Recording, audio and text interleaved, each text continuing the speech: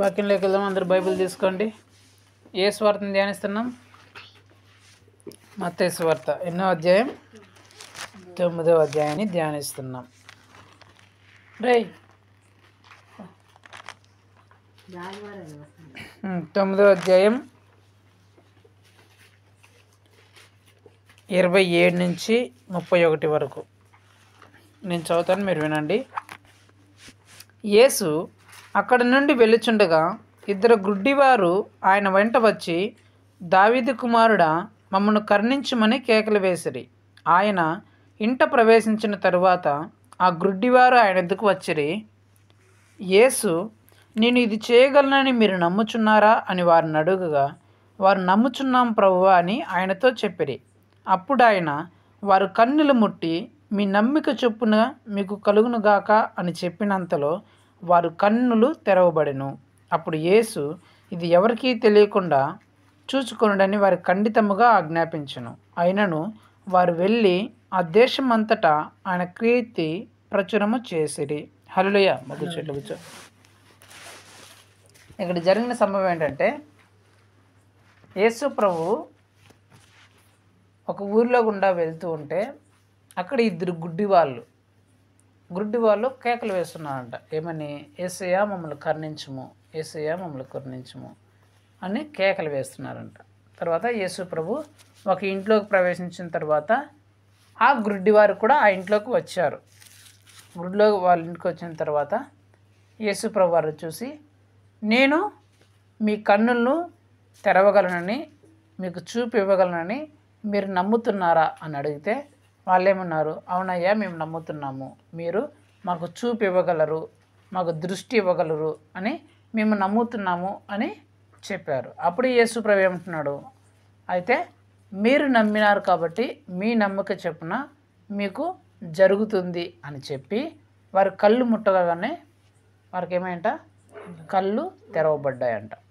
కళ్ళు తెరవబడి వాళ్ళు చూపు కలిగే వారై చూడగలిగారంట. అప్పుడు యేసు ప్రభు ఏం చెప్పాడు? ఈ విషయం మీరు ఎవరికి చెప్పద్దండి అని చెప్పారు. కానీ వీళ్ళు ఏం చేస్తారు? మేము చాలా రోజుల నుంచి గుడ్డివారుగా ఉన్నాము, ఈయన వచ్చి మా కళ్ళు తెరిపించినాడు, మాకు ఇప్పుడు చూపు వచ్చింది, మేము అందరూ చూస్తున్నామని చెప్పేసి అంతా ఆ దేశమంతటిని చెప్పినారంట. ఆయన పేరు ఆ దేశమంతా ప్రసిద్ధికి ఎక్కిందంట. ఇది అక్కడ జరిగిన సంభవం. అర్థమైందా? దీని నుంచి మనం దేవుడు ఏం మాట్లాడబోతున్నాడు అని మనం వినబోయే ముందు, పోయిన కుటుంబ ప్రార్థనలో మీరు దేని గురించి తెలుసుకున్నారు? పోయిన కుటుంబ ప్రార్థన చూడండి సార్, ఎక్కడ జరిగింది కుటుంబ ప్రార్థన? కుటుంబ ప్రార్థన పోయినసారి చివరిసారి ఎక్కడ జరిగింది? మా ఇంట్లో జరిగింది. ఎక్కడ జరిగింది? శనివారం జరిగింది. ఆ తర్వాత ఇంకెక్కడ జరగల, అంతే కదా? నిన్న జరిగింది బర్త్డే, పుట్టినరోజు ప్రత్యేక కూడి కాదు, కుటుంబ ప్రార్థన కాదు, సరేనా? మనకు పోయినసారి కుటుంబ ప్రార్థన ఎక్కడ జరిగింది? మా ఇంట్లో జరిగింది. అక్కడ దేవుడు దేని గురించి మాట్లాడినాడు?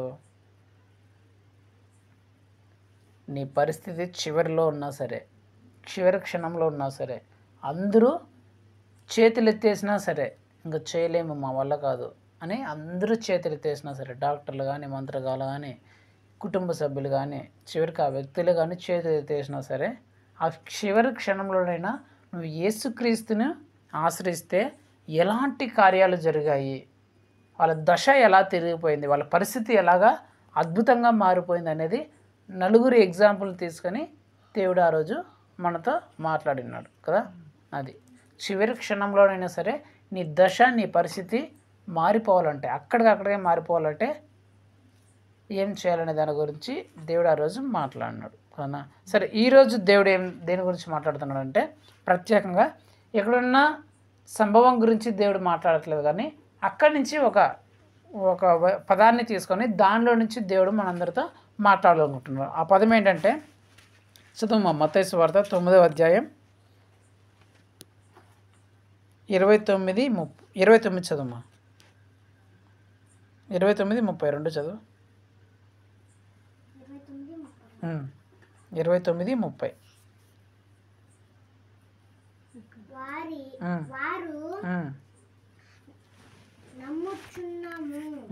ప్రభువా అని ఆయనతో చెప్పిరి. అప్పుడు ఆయన వారి కన్నులు ముట్టి మీ నమ్మిక చొప్పున మీకు కలుగాక అని చెప్పినంతలో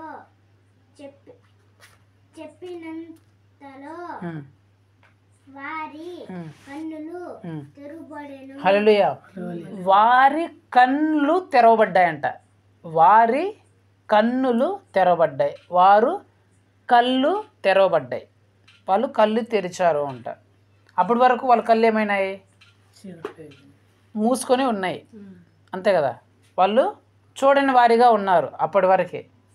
యేసు ప్రభు ఎప్పుడైతే వారిని ముట్టాడో అప్పుడు వారు కళ్ళు తెరవబడ్డాయి. ఈరోజు దేవుడు మనందరితో మాట్లాడబోతున్నా ఏంటంటే కళ్ళు తెరవబడుట. ఏంటి? కళ్ళు తెరవబడుట. ఎక్కడ దేవుడు దేని గురించి మాట్లాడుతున్నాడంటే కొందరు గుడ్డి వాళ్ళు అయి ఉంటారు. పుట్టుకతోనే గుడ్డి వాళ్ళు అయి ఉంటారు కొందరు. అంటే పుట్టుకతో వాళ్ళ కళ్ళు కనిపించకుండా ఉంటారు కొందరు కాలానుగుణంగా ఏదైనా యాక్సిడెంట్లు జరిగి లేకపోతే ఏదైనా జరిగి గుడ్డివారు అయిపోయి ఉంటారు కదా. ఈ రెండు వాటిని గురించి నేను మాట్లాడట్లే. దేవుడు ఈరోజు మాట్లాడట్లే. పుట్టినప్పటి నుంచి గుడ్డివారు అయిన వారి గురించి కానీ లేకపోతే ఏదైనా యాక్సిడెంట్ ప్రమాదం జరిగి వాళ్ళ కళ్ళు పోయి చూపు పోయిన వాళ్ళ గురించి కానీ దేవుడు మాట్లాడట్లేదు. కానీ ఇక్కడ దేవుడు ఎవరి గురించి మాట్లాడుతున్నాడంటే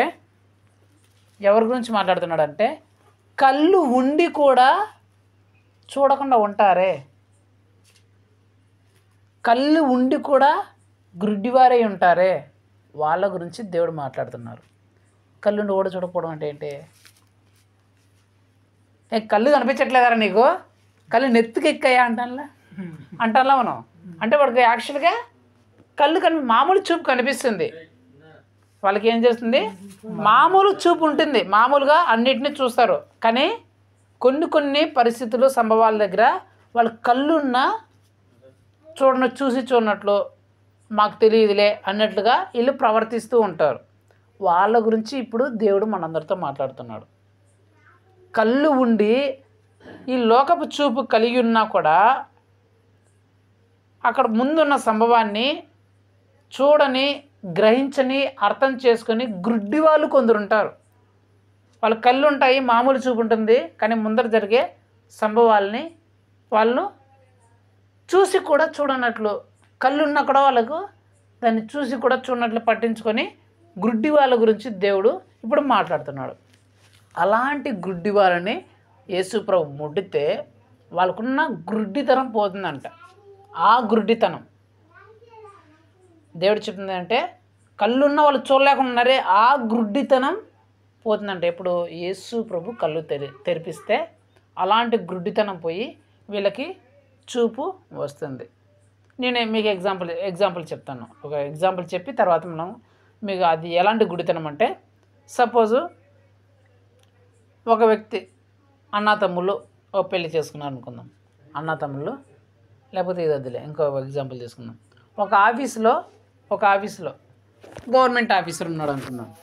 గవర్నమెంట్ ఆఫీసర్ ఇలాంటి ఆమె ఏదో ఆమెకు కావాల్సిన అవసరం కోసం ఎక్కడికి వచ్చింది? గవర్నమెంట్ ఆఫీస్కి వచ్చింది. ఆ గవర్నమెంట్ ఆఫీసర్ ఏం చేయాలా? ఆమెకు వచ్చిన ఆమెకి ఏదైతే అవసరమైందో ఆ అవసరాన్ని ఒకవేళ అప్లికేషన్ ఫీజు ఎంత ఉందో అంత తీసుకోవాలా. లేదు ఈమె ఒక రేషన్ కార్డుగా వచ్చింది అనుకుందాం. రేషన్ కార్డు యొక్క అప్లికేషన్ ఫీజు 50 రూపాయలు అనుకుందాం. 50 రూపాయలు మామూలుగా అయితే. కానీ ఈమె గవర్నమెంట్ ఆఫీస్ దగ్గరికి వచ్చింది, రేషన్ కార్డు చేయించాలనుకున్నాడు. వాడెంత అన్నాడు? నువ్వు 1000 ఇస్తే కానీ నేను రేషన్ కార్డు చేయను.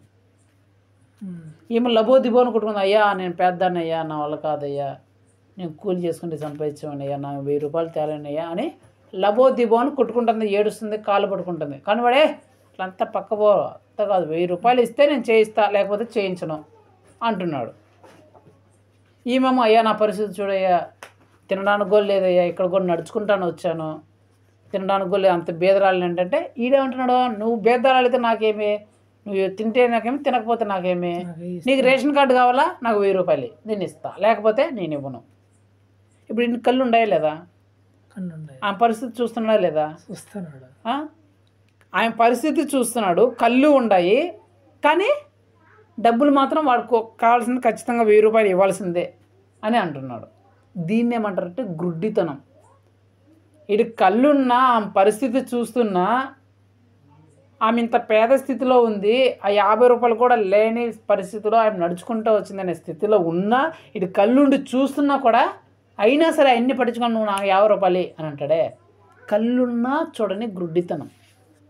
అలాంటి గుడ్డి వ్యక్తులను యేసుప్రభు ముట్టాడు అనుకో, అప్పుడు ఏం జరుగుతుందంటే ఇదే యేసుప్రభు, ఇతనే యేసుప్రభు నమ్ముకున్నాడు అనుకుందాం.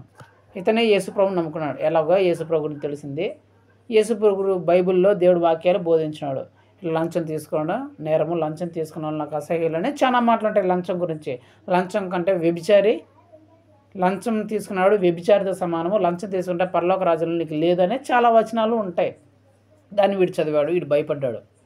అమ్మో లంచం తీసుకుంటే నేను నష్టాలా, లంచం తీసుకుంటే నా కొడుకుల మీదకి నా కుమారుల మీద కూడా ఆ శాపం వస్తుందా, లంచం తీసుకుంటే నా మీదకి కాదు నా కుటుంబం మీద కూడా శిక్ష వస్తుందా, లంచం తీసుకుంటే దేవునికి అసహ్యుల, లంచం తీసుకుంటే మనం స్వర్గానికి పోమా, అయ్యో నీ వీడికి ఏమొస్తుంది, భయం వస్తుంది. సో ఇప్పుడు యేసుప్రభులోకి వచ్చినప్పుడు ఈ భయం వచ్చింది. ఇప్పుడు గవర్నమెంట్ ఆఫీసర్ ఇతనే ఉన్నాడు మళ్ళీ. ఇప్పుడు మళ్ళీ ఆమె వచ్చింది. ఒక 6 నెలలు గడిచిపోయింది అనుకుందాం. 6 నెలలు వీడు యేసుప్రభుని తెలుసుకున్నాడు. ఈ మళ్ళీ వచ్చింది. అయ్యా ప్లీజ్ అయ్యా చూడయ్యా, అయ్యా నాకు మళ్ళీ 6 నెలల తర్వాత వచ్చినాయా, అప్పుడు వచ్చినాను కదయ్యా అంటే, ఇప్పుడు ఈ ఫీజు ఎంత, అప్లికేషన్ ఫీజు 50 రూపాయలు. ఈమె ముందే చెప్పేస్తుంది, అయ్యా నా పరిస్థితి బాగాలేదయ్యా, నేను నడుచుకుంటాను వచ్చయ్యా, తినలేని వాడిని అయ్యా, మా ఖర్చు తినలేని వాడిని అయ్యా, నా పరిస్థితి చూడ ఎంత పెద్దవాన్నయ్యా, నేను ఇప్పుడు ఇక్కడ రావడానికి కూడా డబ్బులు లేక నేను నడుచుకుంటూ వచ్చానయ్యా అని ఎవరు చెప్పినాడు, మళ్ళీ ఈ వ్యక్తికే చెప్పింది ఆమె.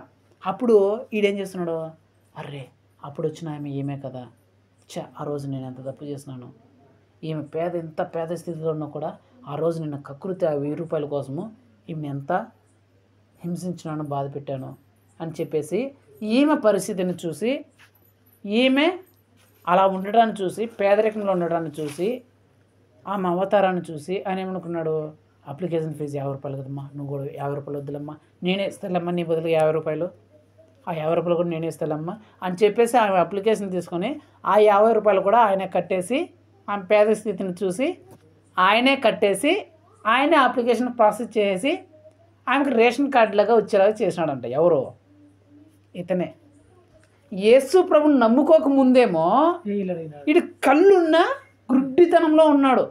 చూస్తున్నా ఆయన పరిస్థితి చూస్తున్నా, ఆమె స్థితి, ఆ దీన స్థితి, ఆ పేదరికాన్ని చూస్తున్నా సరే, ఇటు కళ్ళున్నా సరే నా 1000 రూపాయలు నాకు ఇస్తే నేను చేస్తా అనే స్థితిలో ఉన్నాడు. అని యేసు ప్రభు వచ్చిన తర్వాత, యేసు ప్రభులు నమ్ముకున్న తర్వాత, యేసు ప్రభు అతన్ని మార్చిన తర్వాత, ఆయన మాటలు చెప్పి ఆయన మార్చిన తర్వాత, ఇప్పుడు ఆమెను చూస్తున్నాడు. ఇప్పుడు అతని కళ్ళు తెరవబడ్డాయి. ఆ గుడ్డితనం అంతా తొలగిపోయింది. ఆ గుడ్డితనం అంతా తొలగిపోయి ఇప్పుడు అతని కళ్ళు చక్కగా కనిపించి, అరే ఇంత పేదరికంలో ఉందా అని కనిపించి ఏం చేస్తుంది, ఆమె కట్టాల్సింది కూడా ఆ పేదరికాన్ని చూసి ఈడే కట్టి ఇచ్చాడంట. ఆమెకు కావాల్సిన అవసరాన్ని తీర్చినాడంట. అర్థమైందా? అంటే లంచముతో కళ్ళు మూసుకుపోయి గుడ్డివాడైపోయిన ఒక గవర్నమెంట్ ఆఫీసర్ని యేసు ప్రభు నమ్ముకున్న తర్వాత ఆ లంచం అనే గుడ్డిదాన్ని తీసేస్తే ఇది కళ్ళు సక్రంగా కనిపించి, అప్పుడు బాగా తేటగా చూసి, అప్పుడు నిజమేది ఏది కరెక్ట్ అని తెలుసుకొని అప్పుడు నిజంగా కళ్ళు తెరవబడ్డాయంట. అంటే అంతవరకు ఎలాగున్నాడు, కళ్ళు ఉన్నా కూడా గుడ్డివాళ్ళలాగానే ఉన్నాడు. కానీ ఎప్పుడైతే యేసు ప్రభువులోనికి వచ్చాడో అప్పుడు నిజమైన కళ్ళు అతనికి వచ్చాయి, నిజంగా తెరవబడ్డాయి. సో ఈరోజు అక్కడ ఏముంది, యేసు ప్రభు ముట్టితే అతని కళ్ళు తెరవబడ్డాయి. ఈరోజు మన అంశం ఏంటి, కళ్ళు తెరవబడుట. ఈ కళ్ళు తెరవబడటలో ఇద్దరు వ్యక్తుల గురించి నేను చెప్తున్నా. యేసు ప్రభు కళ్ళు తెరిచాడు కదా, యేసు ప్రభు కళ్ళు తెరిస్తే ఏ విధంగా ఉంటుంది, ఇది ఎగ్జాంపుల్, మామూలు జనరల్ ఎగ్జాంపుల్, జరిగే ఎగ్జాంపుల్ చెప్పిన, బైబిల్లో నుంచి కూడా నేను చూపిస్తాను, సరేనా. యేసు ప్రభు కళ్ళు తెరిపిస్తే ఏం జరుగుతుంది, ఒకటి. ఇంకొక వ్యక్తి కూడా కళ్ళు తెరిపించేలాగా ఉన్నాడు బైబిల్లో. ఇంకొక వ్యక్తి కూడా కళ్ళు తెరిపించినాడు. ఆ వ్యక్తి ఎవరంటే సాతాను. ఏంటి, సాతాను కళ్ళు తెరిపిస్తే ఏం జరుగుతుంది, యేసు ప్రభు కళ్ళు తెరిపిస్తే ఏం జరుగుతుంది? ఈ 2 అంశాల గురించి ఒక్కొక్క ఉదాహరణ. యేసు ప్రభు కళ్ళు తెరిపిస్తే ఏం జరిగింది అనే దానికి ఒక ఉదాహరణ బైబిల్లోని చూద్దాం. సాతాను కళ్ళు తెరిపిస్తే ఏం జరిగింది అనే దాని గురించి ఒక ఎగ్జాంపుల్ చూసి ముగించేద్దాం. సరేనా? హల్లెలూయా. సరే, ఇప్పుడు మొట్టమొదటిగా యేసు ప్రభు కళ్ళు తెరిపించక ముందు ఒకని పరిస్థితి ఎలాగుంది, ఆ తర్వాత ఎలాగుంది ఒకటి చూస్తాము. అలాగే సాతాను కళ్ళు తెరిపించక ముందు ఒకటి పరిస్థితి ఎలాగుంది, కళ్ళు తెరిపించిన తర్వాత ఒకరి పరిస్థితి ఏమైంది అనేది చూస్తాం. సరేనా? అపోస్తలుల కార్యములు. ఇప్పుడు ఫస్ట్ మొదటిగా మనం ఎవరు చూద్దామంటే యేసు ప్రభు కళ్ళు తెరిపిస్తే అతని పరిస్థితి ఎలా ఉంటుంది, యేసు ప్రభు కళ్ళు తెరిపించక ముందు అతని పరిస్థితి ఎలాగుంది, యేసు ప్రభు కళ్ళు తెరిపించిన తర్వాత అతని పరిస్థితి ఏ విధంగా మారింది అనేది ఫస్ట్ చూసుకుందాం. తర్వాత సాతాను చూద్దాం. అపోస్తలుల కార్యములు తీసినామమ్మా, పేజ్ నెంబర్ 111. 111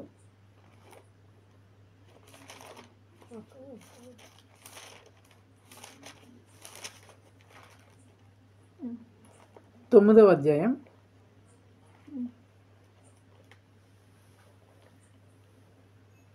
4వ వచనం చదవమ్మా.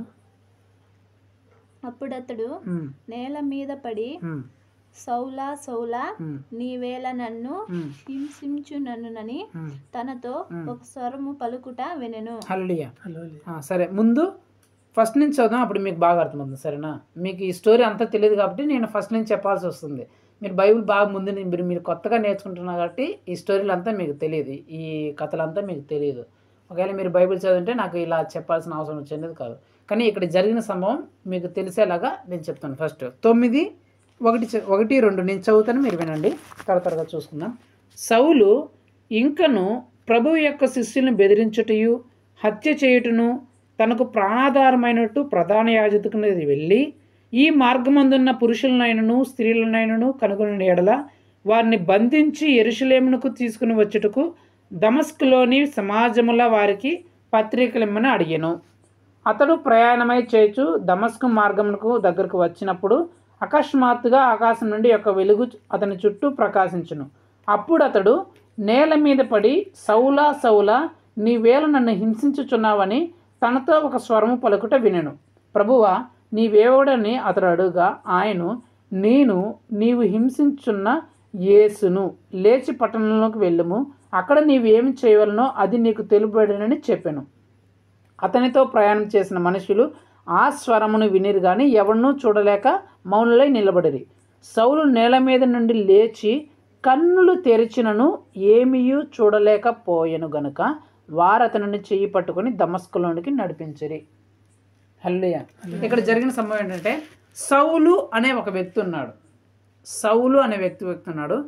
ఇతనికి యేసు ప్రభువుని నమ్ముకోకముందు ఇతని పని ఏంటంటే, యేసుక్రీస్తుని ఎవరైతే నమ్ముకున్నారో వాళ్ళందరం హింసించడం, బాధ పెట్టడం ఇతని పని. మన భాషలో చెప్పాలంటే అన్యమతస్థుడు. యేసుక్రీస్తుని ఎవరైతే నమ్ముకున్నారో వాళ్ళ యేసుక్రీస్తుని నమ్ముకోకూడదని కొట్టి చంపి వాళ్ళ ఇష్టం వచ్చినట్లు రకరకాల బాధలను కష్టాలను పెట్టే వ్యక్తి ఇతను. ఎవరు? సౌలు. ఇలా ఉన్నాడంట. యేసుక్రీస్తుని వీళ్ళు నమ్ముకున్నారని తెలిస్తే ఏదో ఒక రకంగా వాళ్ళని ఇబ్బంది పెట్టేవాడంట, ఏదో రకంగా పిల్లల్ని ఇబ్బంది పెట్టారంట, ఏదో రకంగా వాళ్ళ కుటుంబాన్ని ఇబ్బంది పెట్టాడంట, కుటుంబాన్ని కొట్టేవాడంట, దేవుని దొరికితే వాళ్ళు ఇష్టం వచ్చినట్లు ప్రవర్తించేవాడంట. ఇట్లా రకరకాలుగా యేసుక్రీస్తుని నమ్ముకున్నారని తెలిస్తే చాలు రకరకాలుగా ఇబ్బంది పెట్టేవాడంట ఇతను. అంటే ఒక మతాన్ని మోదే అంటారు కదా, మతాన్ని మాదే అంటాడు కదా. యేసుక్రీస్తుని నమ్ముకున్న వాళ్ళు ఎలాగైనా సరే వీళ్ళు యేసుక్రీస్తుని నమ్ముకోకుండా చేయాలా, వీళ్ళు ఏమైనా చేసేలా, వీళ్ళని కష్టపెట్టాలా, ఇబ్బంది పెట్టాలా, బాధ పెట్టాలనే ఉద్దేశంతో ఇతనికి ఉండేది. అట్లా యేసుక్రీస్తుని నమ్ముకున్నానని తెలిసిన వాళ్ళందరినీ భలే ఇబ్బంది పెడుతున్నాడంట, కొడుతున్నాడంట. అక్కడ చూడండి, హత్య చేయుటకును, శిష్యులను బెదిరించుటకును, ఇలా కొందరు చంపుతున్నాడంట, కొందరు బెదిరిస్తుంటే యేసు ప్రభు నమ్ముకున్నాడంటే మీకు అది రాదు, ఇది చేయను, అది చేయను, మీరు అయిపోయినారు, మీకు అది లేదు, ఇది లేదని చెప్పి బెదిరించేవాడంట. కొందరైతే మీరు చెప్పిన ఆ బెదిరింపు మాటలు ఎవరు వినకపోయినా కొందరు వినవాలంటారు కదా, నువ్వేం చేసినా సరే నేను యేసు ప్రభు విడిచిపెట్టను అంటారు కదా, వాళ్ళు ఏం చేస్తారంట, కొట్టేవాడంట. కొందరిని ఇంటావేనో నా మాట అని చెప్పేసి సీక్రెట్ కొట్టించేవాడంట. అప్పటికీ వినకపోతే చంపేసేవాడంట. ఇలా చేస్తున్నాడు అతను. చివరికి ఏం చేశాడు, ఈ మార్గం ఉంది అక్కడ ఏమైందంటే, అయ్యా వేరే ఊర్లో కూడా మన ఊళ్ళో అయితే యేసుప్రభు నమ్ముకున్న వాళ్ళందరినీ, యేసుక్రీస్తుని నమ్ముకున్న వాళ్ళందరినీ నేను హింసించిన, బాధ పెట్టిన, వాళ్ళు భయపెట్టేసినాను. ఇప్పుడు వాళ్ళందరూ ఎక్కడ లేకుండా పారిపోయినారు, గడగడ వణికిపోతున్నారు. వేరే ఊర్లో, దమస్క్ అనే ఊర్లో కూడా యేసుప్రభు నమ్ముకుంటున్నారంట. మీరు నాకు ఆ ఊరికి వెళ్ళి ఆ చర్చిలను అందరినీ కూలగొట్టేసి, ఆ చర్చిలో ప్రార్థనలన్నీ నిలిపేసి, ఆ చర్చిలన్నీ ధ్వంసం చేసి, అక్కడ చర్చి ఎవరైతే ప్రార్థన చేస్తున్నారో, ఎవరైతే పాస్టర్లు ఉన్నారో, ఎవరైతే విశ్వాసులు ఉన్నారో వాళ్ళందరినీ చెదరగొట్టేసి, వాళ్ళని హింసించి బాధ పెట్టి, వాళ్ళందరినీ కొట్టి, వాళ్ళందరినీ హింసించేసి, వాళ్ళని జైల్లో వేసేలాగా మీరు నాకు ఏదన్నా లెటర్ ఇవ్వండి, మీ దగ్గర నుంచి ఒక లెటర్ ఇవ్వండి, నేను పోయి వాళ్ళ అంతు చూస్తానని చెప్పేసి లెటర్ తీసుకున్నాడంట. ఈ మొత్తం మాది ఎవరు సౌలు తీసుకొని ఆ ఊరికి పోతున్నాడు. అక్కడ ఉండే క్రైస్తవుల్ని హింసించాలా, బాధ పెట్టాలని చెప్పేసి పోతున్నాడు. పోతూ మార్గ మధ్యంలో ఉండగా, అంటే ఆ ఊరికి పోయే మధ్యలోనే ఏం జరిగిందంటే, మధ్యాహ్నం అందే ప్రకాశవంతమైన వెలుగు వచ్చిందంట. మధ్యాహ్నం సూర్యుడు ఉంటాడు కదా, సూర్యుడు మనం మధ్యాహ్నం పక్కలెత్తి చూడగలమా? దానికంటే మిక్కిలి, దానికంటే 1,000,000 రెట్లు ఎక్కువైన వెలుగు అతని మీదకి ఒకసారిగా వచ్చిందంట. ఎప్పుడైతే వచ్చిందో కింద పడి గిలగిలగిల కొట్టుకుంటున్నాడంట. అయ్యో ఏమైపోయింది కొట్టుకుంటా అంటే ఒక స్వరం ఆకాశంలో నుంచి వినిపిస్తుంది. ఏమని? సౌలా సౌలా నన్నేల నువ్వు హింసిస్తున్నావు అనే స్వరం వినిపించిందంట. అప్పుడు ఇతను ఏమంటున్నాడు? అయ్యో ఎవరు ప్రభా, నువ్వెవరు? ఇతను ఏమనుకుంటున్నాడు? అక్కడ ఏమో మనకు సంబంధించిన, మన మతానికి సంబంధించిన దేవుడు ఏమైనా మాట్లాడుతున్నాడేమో, నేనేమైనా హింసిస్తున్నాను మన దేవుడిని అనుకొని ఇతను ఏమనుకుంటున్నాడు? అయ్యో ప్రభా ఎవరు నువ్వు? నిన్ను హింసిస్తున్నాను, అసలు నువ్వు ఎవరు? నిన్నెందుకు నేను హింసిస్తున్నాను అంటే, అప్పుడు యేసు ప్రభు చెప్తున్నానంట, నీవు హింసిస్తున్న యేసుక్రీస్తును అని చెప్పాడంట. చెప్పగానే సౌలు అదేంటి, నేను హింసించేది క్రైస్తవులను కదా, యేసు ప్రభువుని నమ్ముకున్న వాళ్ళని కదా, ఏంటంటే నన్ను హింసిస్తున్నాడు అంటున్నాడే అని మళ్ళీ అడుగుతుండే. ఏంటి ప్రభా నేను హింసిస్తుండేది నిన్ను నమ్ముకున్న వాళ్ళని కదా, నేను నమ్ముకుని చర్చికి పోయే వాళ్ళని, ప్రార్థన చేసుకునే వాళ్ళని కదా నేను ఇబ్బంది పెడుతుండేది, కష్టపెడుతుండేది. నువ్వేంటి నన్ను హింసిస్తున్నావు? నువ్వు చెప్తాను నిన్నెప్పుడు నేను ఏమైనా తిట్టానని నేను కొట్టినానంటే, అప్పుడు యేసు ప్రభు చెప్తానంట, నా బిడ్డలు నన్ను నమ్ముకున్న వాళ్ళు హింసిస్తే నన్ను హింసించినట్లే, నువ్వు వాళ్ళు హింసిస్తున్నావు కాబట్టి నన్ను హింసిస్తున్నావు అని చెప్పాడంట. అప్పుడు అతనికి అర్థమైంది, అమ్మా నేను హింసిస్తుండేది దేవుణ్ణా, ఈయన నా దేవుడు, నేను ఎన్ని రోజులు వీళ్ళందరూ దేవుళ్ళు అనుకున్నానే, ఈయన మాట్లాడినట్టు నాకు ఎవరు మాట్లాడలేదే, ఇప్పుడు నేను హింసిస్తున్నానే దేవుడే మాట్లాడుతున్నాడు నాతో, ఈయన కదా దేవుడు, ఈయనే నిజమైన దేవుడు అని మనసులో నిశ్చయించుకున్నాడు. నిశ్చయించుకున్న తర్వాత అప్పుడు నిశ్చయించుకున్న తర్వాత, అయ్యో ప్రభా నా తప్పు అయిపోయింది ప్రభు, ఏం చేయాలంటే నువ్వు లేచి నువ్వు వెళ్ళాలనుకుంటే నువ్వు ఊరికి వెళ్ళు, అక్కడికి వెళ్ళు, ఏం చేయాలో నీకు తెలుస్తుంది అని చెప్పాడంట. అప్పుడు వెంటనే ఆ ప్రకాశం అంతా మామూలు అయిపోయింది. ఇప్పుడు ఇతను లేచి కళ్ళు తెరిస్తే కళ్ళు కనపడలే. మామూలు అంటే ఇలా చూస్తే ముందర ఏముండదు, అక్కడ మొత్తం చీకటి అయిపోయింది. అర్థమైపోయింది, అయ్యో గుడ్డు అని అయిపోయినాడు అనుకుంటున్నాడు. ఇతన్ని పట్టుకొని అతనితో పాటు వచ్చిన వాళ్ళు ఆ ఊరికి తీసుకుని వచ్చి ఒక ఊరిలో కూర్చోబెట్టినారు. అక్కడ ఒక పాస్టర్ ప్రార్థన చేసుకుంటూ ఉంటే, ఆ పాస్టర్కి యేసు ప్రభు మళ్ళీ దర్శనంలో ప్రత్యక్షమై, ఇక్కడ ఒక సౌలు అనే ఒక వ్యక్తి ఉన్నాడు, అతని వ్యక్తి దగ్గరికి పోయి అతనికి కోసం నువ్వు ప్రార్థన చేయి అని చెప్తాడు. చెప్పగానే ఇతను ఏమంటే, ఈ పాస్టర్ ఏమంటాడు, అయ్యో ప్రభా సౌలా, అతని గురించి నేను విన్నాను, యేసుక్రీస్తుని నమ్ముకున్న వాళ్ళని చంపేస్తున్నాడంట, భలే బాధ పెడుతున్నట్ట, భలే ఇబ్బంది పెడుతుంట, భలే కష్టపడుతున్నట్ట, స్త్రీలని, పిల్లలని, చిన్నపిల్లలని, పెద్ద పిల్లలని ఎవరు చూడట్లేదంట, భలే హింసిస్తున్నాడంట ప్రభా, వాడి దగ్గర నన్ను బొమ్మంటావు ఏంటంటే యేసు ప్రభు చెప్తుంట. అప్పుడు ముందు అది ఆ సంగతి, ముందు సంగతి ఇప్పుడు కాదు, ఇప్పుడు నేను అతనికి దర్శనం ఇచ్చినాను, ఇప్పుడు నువ్వు వెళ్ళు, ఆ సౌలు నేను ఎలాగ మారుస్తానో చూడుపో, అక్కడ ఆ ఇంట్లో ఉన్నాడు, ఆ ఇంట్లోకి వెళ్ళి అతను ప్రార్థన చేస్తున్నాడు, నువ్వు పోయి నేను చెప్పినట్లు అతనికి ప్రార్థన చేయి అని చెప్పాడంట. అప్పుడు ఈ పాస్టర్ వచ్చి అక్కడ పోయి సౌలు దగ్గర భయంతోనే పోయి, ఎందుకు భయమో, ముందు యేసుక్రీస్తుని అంటూనే కొట్టేవాడు ఇది కదా, భయంతో పోయి సౌలా సహోదరుడా అని కోసం నేను ప్రార్థన చేయని వచ్చినాను, గడగడ ఉడుకుతో చెప్తుంటే, అయ్యా రండి అయ్యా, నా కోసం ప్రార్థన చేయండి అయ్యా అని చెప్పాడంట. అప్పుడు ఆ అన్నయ్య అనే పాస్టర్ ఏం చెప్తున్నాడంటే, నాకు ఇలా దేవుడు ప్రత్యక్షమై నువ్వు ఇక్కడ ఉన్నావు అని చెప్పాడు, నీకోసం నేను ప్రార్థన చేస్తాను అని చెప్పాడు. చెప్పగానే చదవనమ్మా 9:17 చదువుమ్మా. అననీయ వెళ్ళి ఆ ఇంట ప్రవేశించి అతని మీద చేతులుంచి, సౌలా సహోదరుడా, నువ్వు వచ్చిన మార్గంలో నీకు కనపడిన ప్రభువైన యేసు నీవు దృష్టి పొంది పరిశుద్ధాత్మతో నింపబడినట్లు నన్ను పంపి ఉన్నాడని చెప్పెను. అప్పుడు అతని కళ్ళ నుండి పొరల వంటివి రాలగా దృష్టి కలిగి హల్లెలూయా. ఇక్కడ ఏం చెప్తున్నాడు? ఇదిగో సౌలా, యేసు ప్రభు నీకు చూపునిస్తున్నాడంట, ఇదిగో నువ్వు దృష్టి పొందు అని ప్రార్థన చేయగానే ఇతని కళ్ళలో నుంచి పొరల వంటి రాలాయంట. ఎప్పుడైతే పొరల వంటి రాలాయో ఇప్పుడు దృష్టి కలిగింది. ఏం కలిగింది? ఏ దృష్టి కలిగిందో ఆ తర్వాత రాయబడి ఉంటుంది. ముందు ఏ దృష్టి ఉంది? ముందు ఎలాగున్నాడు ఇతను? యేసుక్రీస్తు అంటేనే రోషం పౌరుషం వచ్చేసి వాళ్ళు చంపేసి కొట్టేసి అవసరమైతే చంపేసేలాగా ఉన్నాడు కదా. దృష్టి అప్పుడు కూడా కళ్ళుతో చూస్తున్నాడు, అప్పుడు కూడా కళ్ళు ఉన్నాయి. కానీ కళ్ళు ఉన్నా కూడా ఈయన దేవుడు అని తెలియక ఇతను ఎలా ప్రవర్తిస్తున్నాడు? యేసుక్రీస్తుని నమ్ముకున్న వాళ్ళంటే చంపి పారేసేవాడు, ఒక్కని కూడా ఉండకుండా. ఇప్పుడు ఏమైంది? యేసుక్రీస్తు దర్శనమిచ్చాడు. యేసుక్రీస్తు దర్శనమిచ్చి నేనే దేవుడిని తెలియజేసినాడు. తెలియజేసిన తర్వాత అతని కన్నులో ఉన్న ఆ చీకటి పొరలు, అప్పటి వరకు ఉన్న ఆ గుడ్డితనం పొరలు ఇప్పుడు రాలిపోయాయి కదా. ఇప్పుడు రాలిపోయాయి. ఇప్పుడు ఎలాంటి కళ్ళు తెరవబడ్డాయంటే చూడండి, అక్కడ నేను చదువుతాను, ఇప్పుడు మీరు వినండి. 20 నేను చదువుతానండి. వెంటనే సమాజ మందిరంలో యేసే దేవుని కుమారుడని ఆయన గురించి ప్రకటించు వచ్చును. హల్లెలూయా. ముందంతా ఏం చెప్పినాడు? యేసు ప్రభు దేవుడు అని ఎవరు చెప్తే వాళ్ళందరినీ చంపేసేవాడు. యేసు ప్రభు దేవుడు అని ఎవరైతే ప్రార్థన చేస్తుంటే వాళ్ళందరినీ హింసించే వాడు. ఎప్పుడు? ఆ కళ్ళుండి గుడ్డితనంలో ఉన్నప్పుడు యేసు ప్రభువే దేవుడు అని చెప్పిన వాళ్ళని హింసించి చంపేసే వ్యక్తి ఇప్పుడు ఆ కళ్ళులో నుంచి పొరలు రాలి యేసు ప్రభు చూపించిన తర్వాత ఇప్పుడు ఏమని చెప్తున్నాడు? యేసే దేవుడు, యేసు తప్ప వేరొక దేవుడు లేడు. అంతకుముందు యేసే దేవుడు అని చెప్పిన వాళ్ళని చంపేసేవాడు. ఇప్పుడు అతనే వచ్చి యేసే దేవుడు, యేసు తప్ప వేరొక దేవుడు లేడని చెప్తున్నాడు. ఒకటి. ఇంకా మీరు నేను త్వరగా రెఫరెన్స్లు ఏమి చూపించాను కానీ త్వర చెప్పేస్తాను. అక్కడ చూస్తే యేసే దేవుడు అని ప్రకటించిన తర్వాత అతను ఏం చెప్తాడంటే యేసుక్రీస్తు నామం బట్టి అందరికీ మీరు ఇది ఇక్కడే రక్షణ దొరుకుతుంది, ఆ దేవుళ్ళు కాదు, ఈ దేవుడు నిజమైన దేవుడు, అవన్నీ దేవుడు కాదు, విగ్రహాలు కాదని చెప్పాడంట. ముందు విగ్రహాలు నమ్మేవాడు, ముందు విగ్రహాలను పూజించేవాడు, ముందు విగ్రహాలే దేవుడు, యేసుప్రభు కాదు దేవుడు కాదని చెప్పినవాడు ఇప్పుడు అవన్నీ ఒట్టి విగ్రహాలే, వాటిలో ప్రాణం లేదు, నిజమైన దేవుడు యేసుప్రభు, ఎక్కడే రక్షణ ఉంది, ఎక్కడికే రండి అని చెప్పేసి అందరికీ ప్రకటించాడంట. వీళ్ళు బిత్తరపోతున్నాడు. ఏంట్రా ముందు ప్రకటించింది ఈడే కదా, యేసుప్రభు దేవుడు కాదు, మన దేవుళ్ళే దేవుడు అని చెప్పి యేసుప్రభు దేవుడు కాదని ప్రకటించింది ఈడే కదా. అసలు యేసుప్రభు నమ్ముకున్న చంపేసింది వీడే కదా. మరి ఇప్పుడేమైంది? ఇతనే వచ్చి యేసుప్రభు దేవుడు, యేసుప్రభు నిజమైన దేవుడు, యేసుప్రభు రక్షణ అని చెప్పేసి ఇప్పుడు ప్రకటిస్తున్నాడని చెప్పి చెప్తున్నాడంట.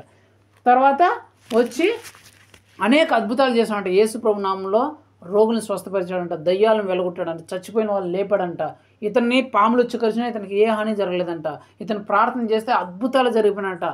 ఎలాంటి అద్భుతాలు జరిగాయంటే నేను ఒకటి చూపిస్తాను చూడండి, కొన్ని చూపిస్తాను అంతే, సరేనా? అపోస్తల కార్యములు దాంట్లోనే 19:11-12 మరియు దేవుడు పౌలు చేత విశేషమైన అద్భుతములు చేయించును. అతని శరీరముకు తగిలిన చేతి గుడ్డలనైనను నడికట్లనైనను రోగుల యొద్దకు తెచ్చినప్పుడు రోగంలో వారిని విడిచెను, దయ్యములు కూడా వదిలిపోయాయి. అంటే ఏం జరిగిందంటే అతని ఇలాంటి షర్టు ప్యాంట్లు వేసుకుంటాడు కదా, చేతి రుమాలు ఖర్చీఫ్లు అవి ఉంటాయి కదా, అవి అతను వేసుకొని ఉన్నవి తీసుకొని వచ్చి రోగుల మీద పెట్టినా కూడా వాళ్ళు స్వస్థ అయిపోయారంట. అంటే ఇతను వెళ్ళి ప్రార్థన చేయకుండా పౌలు గారు వెళ్ళి వాళ్ళ దగ్గర పోయి చేతులు పెట్టి ప్రార్థన చేయకపోయినా పర్లే. ఆయన ఇప్పుడు నేనే అనుకోండి, పౌలు గారు నేను వెళ్ళి బాగాలేదు అమ్మ బాగైపోయిన ప్రార్థన చేయకపోయినా, సపోజ్ నేనే కలకల్లో ఉన్నాను, ఇప్పుడు నువ్వు ఆయన బాగలేదని తెలిసింది, నువ్వు నా దగ్గరికి వచ్చి నేను ఈ షర్ట్ వేసుకున్నాను తగిలించి పెట్టినాను, నువ్వేం చేసినావు? ఆ షర్ట్ తగిలించిన షర్ట్ ఎత్తుకొని పోయి ఆమె మీద పెడితే ఆమె బాగా అయిపోయిందంట. అంటే చూడండి ఎంత ప్రభావం వచ్చిందో. యేసుక్రీస్తు వలన అతనికి ఎంత వచ్చిందంటే, యేసుక్రీస్తుని నమ్ముకోవడం వల్ల, యేసుక్రీస్తు ఆ కన్నులు తెరవబడడం వల్ల, నిజమైన చూపు పొందడం వల్ల ఇతనికి ఏం జరిగింది? ఇతని వల్ల ఎలాంటి అద్భుతాలు జరిగాయంటే ఇతరు వేసుకున్న బట్టల్లో కూడా ఆ బట్టలు ఎత్తుకొని పోయి ఎలాంటి రోగుల మీద పెట్టినా, క్యాన్సర్ కావచ్చు, ఎయిడ్స్ కావచ్చు, గీడ్స్ కావచ్చు, హార్ట్ అటాక్లు కావచ్చు, ఏమైనా కావచ్చు, కుష్టు కావచ్చు, పక్షపాతం ఏది కావచ్చు, ఇతను బట్టలు పెట్టినా కూడా బాగా అయిపోతున్నాడంట. డాక్టర్ల దగ్గరికి పోయినా బాగా అయిపోయినాడు, ఇతను బట్టలు పెట్టినా కూడా బాగా అయిపోతున్నాయి. పాములు కరిచినా కూడా ఇతనికి ఏ హాని జరగట్లేదు. ఒకరు చచ్చిపోయిన వాళ్ళు కూడా ఇతను పోయి ప్రార్థన చేస్తే లేచేస్తున్నారంట. ప్రపంచాన్ని తలకింద చేశాడంట. మొత్తం సువార్త ప్రకటించాడు. యేసు ప్రభే దేవుడు అని చెప్పేసి ప్రపంచమంతా సువార్త ప్రకటించేశాడంట. తర్వాత ఇతను ఏం చెప్తున్నాడు, ఒకప్పుడు యేసు ప్రభు అని ఎవరైతే చెప్తారో వాళ్ళందరినీ చంపేసేవాడు. ఇప్పుడు ఏం చెప్తున్నాడు చూడండి, 21:13. నేనైతే ప్రభువైన యేసు నామము నిమిత్తము యెరూషలేములో బంధింపబడుటకు మాత్రమే గాక చనిపోవటకు కూడా సిద్ధముగా ఉన్నాను. ఆ కన్నులు తెరవబడక ముందు, యేసు ప్రభు ఇతని కళ్ళు తెరవబడక ముందు ఇతను ఏం చేసినాడు, యేసు ప్రభు అనే పేరు ఎత్తిన వాళ్ళని కూడా చంపేస్తూ ఉన్నవాడు. యేసు ప్రభు కన్నులు తెరిచిన తర్వాత యేసు ప్రభు కోసం నేను అవసరమైతే చచ్చిపోతా, ఈ శ్రమలు నాకు కాదు లెక్క, మీరు నాకు యేసు ప్రభు నమ్ముకున్నానని శ్రమలు వస్తున్నాయని మీరు నా గురించి చూస్తున్నారా, ఈ శ్రమలు ఎంత కావాలి, నేను యేసు ప్రభు కోసం చచ్చిపోనానే చచ్చిపోతాను, ఈ శ్రమలు నాకు లెక్క అంటున్నా అంట. ఒకప్పుడు యేసు ప్రభు నమ్ముకున్న వాళ్ళు చంపేసేవాడు, ఇప్పుడు యేసు ప్రభు కోసం నేను అవసరమైతే చచ్చిపోతా, ఈ శ్రమలు నాకేం లెక్కలేదు అనే స్థితిలోనికి వచ్చాడు. నా మట్టుకైతే బ్రతుకు యేసుక్రీస్తే అనే, చావైతే నేను యేసుక్రీస్తు కోసం చచ్చిపోతా అనే స్థితిలోనికి వచ్చాడంట. ఇంకా చూడండి అక్కడ ఏముంటుంది, 20-24 ఏముంటుందంటే, దేవుని కృపా సువార్తను గురించి సాక్ష్యం ఇచ్చటి యందు నా పరుగును నేను ప్రభువైన యేసుకు వలన పొందిన పరిచర్యను తుదముట్టింపవలని నా ప్రాణమును నాకెంత మాత్రము ప్రియమైనదిగా ఎంచుకోనట్లేదు. ఈ సువార్త ప్రకటించడానికి యేసు ప్రభువే దేవుడు, యేసు ప్రభువే నిజమైన దేవుడు అని ప్రపంచం మొత్తం చెప్పడానికి అవసరమైతే నా ప్రాణాన్ని కూడా నేను లెక్క చేయను అంటున్నాడంట. ఒకప్పుడు యేసు ప్రభు దేవుడు అని చెప్తే వాళ్ళని చంపేసేవాడు, ఇప్పుడు యేసుక్రీస్తే దేవుడు అని ప్రపంచమంతా చెప్పడానికి అవసరమైతే నా ప్రాణాలను కూడా పణంగా పెట్టేస్తా. కానీ యేసు ప్రభు దేవుడు అని చెప్తే ఎవడైనా వచ్చి నన్ను చంపుతానే చంపుకొని అయితే నేను భయపడను, ఆ యేసు ప్రభు కోసం నేను ప్రాణమైన ఇచ్చేస్తాను అనేలాగా మారిపోయాను. పౌలు గురించి చెప్పాలంటే చాలా ఉన్నాయి కానీ ఎక్కువ మనం టైం లేదు కాబట్టి ముగించేస్తున్నాం. అంటే యేసు ప్రభు గురించి, యేసు ప్రభు అతని కళ్ళు తెరవకముందు అతని పరిస్థితి ఏంటి, నిజమేదో అబద్ధమేదో తెలియదు అతనికి. ఎవరు దేవుడు ఎవరు నిజమైన దేవుడో తెలియని పరిస్థితుల్లో ఒక మతోన్మాదిలాగా హింసించేలాగా, ఒక బాధ పెట్టేలాగా, ఇబ్బంది పెట్టేలాగా ఉన్న ఒక అతను ఎప్పుడైతే యేసు ప్రభు కన్నులు తెరిచాడో, ఆ నిజమైన దృష్టి కలిగేలా చేశాడో, ఏం చేశాడు, నిజమైన దేవుడు ఎవరో తెలుసుకున్నాడు. ఆ దేవుడే నిజమైన దేవుడు, మీరు కూడా ఈ నిజమైన దేవుడు రండి అని చెప్పేసి ప్రపంచం అంతా ప్రకటించాడు. ఆ దేవుని కోసం అవసరమైతే నేను చచ్చిపోవడానికి కూడా రెడీగా ఉన్నాను, బాధపడ్డానికి కాల్స్ అయితే నా చచ్చిపోవడానికి కూడా నేను రెడీగా ఉన్నాను అని చెప్పేసి అతని కళ్ళు తెరవబడ్డాయి. అంటే ఒకప్పుడు ఆ మతోన్మాదంతో, ఆ మత పిచ్చితో కన్నులు మూసుకపోయి, కన్నులున్నా కూడా గుడ్డితనంలో బ్రతికిన ఒక సౌలు యేసు ప్రభు కన్నులు తెరిచిన తర్వాత ఎలాగ మారిపోయాడంటే, నిజమైనని దేవుణ్ణి తెలుసుకొని, నిజాన్ని తెలుసుకునే వ్యక్తిగా మారిపోయాడంట. మన జీవితంలో కూడా కొన్ని విషయాల్లో మన కళ్ళు మూసుకుపోయి ఉండొచ్చు, ఏది నిజము ఏది మనం అబద్ధము అని మనకు తెలియకపోయి ఉండొచ్చు. చాలామంది జీవితాలు అట్లా ఉన్నాయి, ఏది నిజమో ఎందుకు చేస్తున్నా వాళ్ళకే తెలియదు. వాళ్ళ ఆచారాల వల్ల, ఆ సంప్రదాయాల వల్ల కళ్ళును కూడా చూడలేని గురుడితనంలో బ్రతుకుతుంటారు. కానీ మీరు అడగండి, ఈ మతం గురించి వచ్చింది కాబట్టి ఇతర మతస్థులు టెంకాయలు కొడుతుంటారు, పొట్టేళ్ళు ఇస్తుంటారు, గుళ్ళు వస్తున్నారు, కానీ టెంకాయ ఎందుకు కొడుతున్నావు అడగండి. నేను చాలామందిని అడిగిన, ఎందుకు మనం టెంకాయ కొడుతున్నావు అని. ఏమో మహిమలు కొడుతుంటారు. కడ్డీలు ఎందుకు కొడుతున్నాయి, ఏమో మహిమలు కొడుతున్నారు. ఎందుకు మనం ఇలా పసుపు రాసి బొట్లన్నీ పెడుతున్నాయి, ఏమో అంటే ఇలా కళ్ళు ఉన్నాయి కానీ ఎందుకు చేస్తున్నారు వాళ్ళకే తెలియదు. గురుడితనం ఎందుకు చేస్తున్నారు వాళ్ళకే తెలియదు, కానీ కళ్ళు ఉన్నాయి చూస్తున్నారు, దాన్నే గురుడితనం అంటారు. ఈ సౌలు గారు కూడా ఫస్ట్ యేసు ప్రభువుని తెలుసుకున్నాడు, కళ్ళు ఉన్నాయి కానీ ఎందుకు హింసిస్తున్నాడో, ఏది నిజమో ఏది అబద్ధం తెలుసుకోకుండా హింసిస్తున్నాడో, బాధపెడుతున్నాడు. కానీ యేసు ప్రభు కళ్ళు తెరిపించిన తర్వాత ఇప్పుడు మీరందరూ కూడా ఉన్నారు. మనం అందరం ఒకప్పుడు మనం ఏమైనా యేసుక్రీస్తుని నమ్ముకున్నామా? ఒకప్పుడు మనం కూడా మీకంటే నేను ఇంకా ఎక్కువ విగ్రహారాధన చేసిన వాడినే. మీరన్నా మామూలేడి, నా చిన్నప్పుడు నేను ఎట్లా చేసినానో నాకు తెలుసు, విగ్రహాల దగ్గర ఎట్లా ఎగిరినానో, ఎట్లా చిందులు వేసినానో, ఏమేమి చేసినానో నాకు తెలుసు అన్నీ. కానీ అప్పుడే నా కళ్ళున్నా కూడా ఏది నిజం ఏది అబద్ధం తెలియదు. కానీ యేసు ప్రభులోకి వచ్చిన తర్వాత, యేసు ప్రభు నా కళ్ళు తెరిచిన తర్వాత, నిజం ఏది అబద్ధం ఏది తెలిసిన తర్వాత ఇప్పుడు నేను వాటిని అసహ్యించుకుంటున్నాను. పౌలు గారు కూడా వాటిని అసహ్యించుకుంటే చెప్తారు, పౌలు మీరు సువార్తలను చెబితే విగ్రహాలు జోలికి పోవద్దు, అది అసహ్యం అనే వచనాలు చాలా ఉంటాయి. అంటే యేసు ప్రభు కళ్ళు తెరిపిస్తే మనకు నిజమేది అబద్ధమేది మనకు తెలుస్తుంది. ఏది నిజము, ఏది అబద్ధం, ఏది మంచి, ఏది చెడు, ఏది చేయొచ్చు, ఏది చేయకూడదు అనేది మనకు తెలుస్తుంది. ఏది న్యాయము, ఏది అన్యాయం అనేది మనకు తెలియబడుతుంది. యేసు ప్రభు కళ్ళు తెరిపిస్తే ఒకరి పరిస్థితి ఎలాగ మార్చబడిందో చూశాను. కేవలం అతని ఇంట్లో బట్టలు తగిలినా కూడా బాగా అయిపోయినారంట. పాములు కరిచినా కూడా అతనికి ఏం కాలేదంట. దయ్యాలు అతను చూస్తే గిడగడ వణికి వెళ్ళిపోతాయంట. అతను ప్రార్థన చేస్తే ఎలాంటి రోగమైనా చిటుకులో వెళ్ళిపోయేదంట. ఎలాంటిదైనా సరే మీరు అపోస్తలుల కార్యాలను చదవండి, నేను ఇప్పుడు చెప్పేంత టైం లేదు. అతను చేసిన అద్భుతాలు, అతని ద్వారా యేసుక్రీస్తు జరిగించిన అద్భుతాలు మీరు చూస్తే వండర్ అయిపోతారు. అలాంటి అద్భుతాలు అపోస్తలుడైన పౌలు గారు చేసినారు. మనం కొత్త నిబంధన చదువుతున్నాం కదా, కొత్త నిబంధనలో 27 పుస్తకాలు అంటే 14 పుస్తకాలు పౌలు గారు రాసినట్టు. ఈ బైబిల్లో కొత్త నిబంధనలో ముక్కాలు బాగా రాసింది ఎవరు? యేసు ప్రభు దేవుడు కాదని, యేసుక్రీస్తు దేవుడని ఎవరైతే చెప్తారో వాళ్ళందరినీ చంపేసే వ్యక్తి, చంపిన వ్యక్తి, హింసించిన వ్యక్తి ఏం చేసినాడు? బైబిల్లో ముక్కాలు బాగా రాయించినాడు. కానోడు యేసు ప్రభు గురించి బైబిల్లో ముక్కాలు బాగా రాయేసినాడు. ఆయనే ముక్కాలు భాగం పుస్తకాలన్నీ కొత్త నిబంధనలో ఆయనే రాసినాడు. కానీ ఏంటి? కళ్ళు తెరవబడ్డాయి. యేసు ప్రభు కళ్ళు తెరిచాడు. అర్థమైందా? యేసు ప్రభు కళ్ళు తెరిస్తే అంత గొప్ప అద్భుత కార్యాలు. పౌలు గారిని చూస్తే ప్రపంచం గడగడ వణికిపోయేదంట. పౌలు గారు వస్తుంటే ప్రపంచం గడగడ వణికిపోయేదంట. అక్కడ రాయబడింది ఏంటంటే ప్రపంచాన్ని తలకిందులు చేసినారు. తలకిందులు చేసిన వీళ్ళెవరు అనుకునే వాళ్ళంట. ఇంకొందరు అయితే వీళ్ళే దేవుళ్ళేమో అని చెప్పేసి బలులు, మన ఇప్పుడు అన్నీ నడిపిస్తారు కదా, పొట్టేళ్ళు అయ్యే, వీళ్ళు దేవులేమో. ఆయన చేసే పౌలు గారు చేసే అద్భుతాలు, యేసు ప్రభు ద్వారా, యేసు ప్రభు వలన పౌలు గారు చేసే అద్భుతాలను చూసి ఈ ప్రజలు తెలియని వాళ్ళు ఏమో ఈయనే దేవుడేమో, మన కోసం దిగొచ్చేసినాడు, బళ్ళు అర్పించడం కోసం, అయ్యో కాదు కదా, మన ఏం కాదు, మా దేవుని యేసు ప్రభు మా దేవుడు అని చెప్పి వాళ్ళ దగ్గర నుంచి వెళ్ళిపోవడానికి అష్ట కష్టాలు పడ్డాడంట. వాళ్ళని ఆపడానికి, ఆ బళ్ళు అవన్నీ, ఆ జాతరలు, ఆయన ఊరేగింపులు చేయించడానికి ఆపడానికి అష్ట కష్టాలు పడ్డారంటే. మీరు అపోస్తలుల కార్యం కాదంటే చదువుకోండి, తెలుస్తుంది.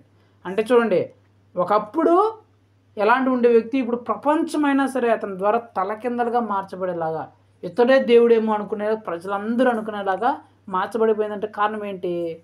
యేసు ప్రభు అతని కళ్ళు తెరిచాడు. తెరవబడక ముందు గుడ్డివాడుగా ఉన్నప్పుడు, తెరిచిన తర్వాత గొప్పవాడైపోయినాడు. ఇప్పుడు యేసు ప్రభు తెరిస్తే ఏమైందో తెరిచాం. ఇంకొక వ్యక్తి ఎవరి గురించి చెప్పిన? సాతాను కన్నులు తెరిస్తే ఏమవుతుంది? ఒక వ్యక్తికి సాతాను ద్వారా కన్నులు తెరవబడితే ఏమవుతుందంటే చూద్దాం. ఆదికాండం 3వ అధ్యాయం 1 నుంచి నేను చదువుతానండి. దేవుడైన యెహోవా చేసిన సమస్త భూజంతువుల్లో సర్పము యుక్తిగలదై ఉండెను. అది స్త్రీతో, ఇది నిజమా? ఈ తోట చెట్ల ఫలంలో దేని ఫలములను మీరు తినకూడదని దేవుడు చెప్పినా అడిగిను. అందుకు ఆ స్త్రీ, ఈ తోట చెట్ల ఫలములను మేము తినవచ్చును. అయితే తోట మధ్యనున్న చెట్టు ఫలముల గురించి దేవుడు మీరు చావకుండానట్లు వాటిని తినకూడదనియు వాటిని ముట్టకూడదనియు చెప్పినని సర్పంతో చెప్పాను. అందుకు సర్పము, మీరు చావనే చావరు, ఎలైనగా మీరు వాటి తినే దినమున మీ కన్నులు తెరవబడిననియు మీరు మంచి చెడ్డలను ఎరిగిన వారే దేవదూతల వలె ఉందిరనియు దేవునికి తెలియని స్త్రీతో చెప్పగా, స్త్రీ ఆ వృక్షము ఆహారములకు మంచిదియు కన్నులకు అందమైనదియు వివేకమిచ్చి రమ్యున్నది ఉండుట చూచినప్పుడు ఆమె దాని ఫలములలో కొన్ని తీసుకొని తిని తనతో పాటు తన భర్తకు ఇచ్చెను. అతడు కూడా తినను. అప్పుడు వారిద్దరూ కన్నులు తెరవబడెను. ఇక్కడ జరిగిన సమయం అంటే సాతాను, యేసు ప్రభు ఏం చెప్తాడంటే ఆదాము హవ్వకి, ఈ తోటలో ఉండే ఫలంలో ఏ ఫలంలో అయినా తినండి, కానీ అక్కడ 2 చెట్లు పెట్టినా ఆ ఫలం మీరు తినొద్దండి, తింటే ఆ రోజు చచ్చిపోతారు అని చెప్పినాడు. అప్పటి వరకు ఎలా ఉన్నట్టే దేవతలు దేవుని పోలికగా దేవుని రూపంలో వాళ్ళు సృజించబడ్డారు. మొట్టమొదటి సృజించబడిన ఆదాము హవ్వ. అంటే దేవునికి ఎంతైతే మహిమ ఉందో అంత మహిమ వీళ్ళకుంది. దేవుడు పోలికలో దేవుని రూపంలో దేవునిలాగే చేసుకున్నాడు. మన భాషలో చెప్పి దేవుడే అనుకోండి.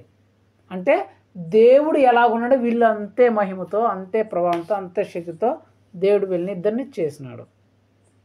చేసి ఏదైనా తోటలో పెట్టి, ఈ తోటలో ఎన్నో చెట్ల ఫలములు వీటన్నిటి మీరు తినండి, కానీ అక్కడ 2 చెట్లు ఉన్నాయి, అవి తినొద్దండి, అవి తిన్న రోజున మీరు ఖచ్చితంగా చచ్చిపోతారు దేవుడు ఆజ్ఞించి చెప్పినాడు.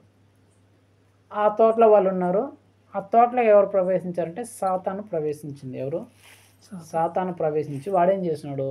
స్త్రీ దగ్గరికి వెళ్ళి, అమ్మా ఓ స్త్రీ, దేవుడు ఈ తోటల్లో ఏదన్నా పండు నువ్వు తినొద్దని చెప్పినాడా అని అంటే, ఈ స్త్రీ ఏం చేసింది, అవును ఈ తోటలో ఉండే చెట్లలో ఏ ఫలమైనా నువ్వు తినొచ్చు, కానీ ఆ చెట్టు ఫలములు నువ్వు తినకూడదు, తింటే నువ్వు చచ్చిపోతావు అని దేవుడు చెప్తున్నాడు. అంటే అప్పుడు ఈ సాతాను ఏం చెప్తుంది అంటే, సాతాను సర్పంలోకి వెళ్ళి ఉంటుంది, సర్పం ద్వారా మాట్లాడుతుంటాయి.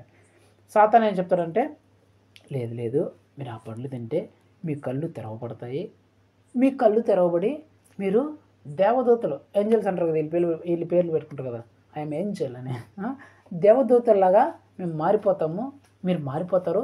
ఆ విషయం దేవుడికి తెలుసు కాబట్టి తినొద్దని చెప్పినాడు. కాబట్టి మీరు ఏంజల్స్ లాగా, దేవదూతలాగా మీరు మారిపోతారని, అందుకని దేవుడు తినొద్దు.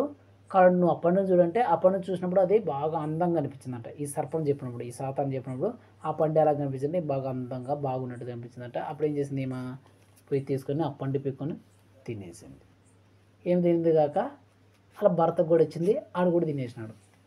వెంటనే ఏమయ్యాయంట, వీళ్ళు కళ్ళు తెరవబడ్డాయి. అంటే వీళ్ళు అంతకుముందు కళ్ళు లేవా, అంతకుముందు కళ్ళు ఉన్నాయి, తోటలో మొత్తం తిరుగుతున్నారు, తోటలో అంతా సేద్యం చేస్తున్నారు, ఆ జంతువులు చూస్తున్నారు, పక్షులను చూస్తున్నారు, ఆ పండు అన్నిటిని తింటున్నారు. అప్పుడు కూడా కళ్ళు ఉన్నాయి, అప్పుడు కూడా చూస్తున్నారు. కానీ ఇక్కడ ఏం రాయబడింది, ఆ పళ్ళు తినగానే కళ్ళు తెరవబడ్డాయి.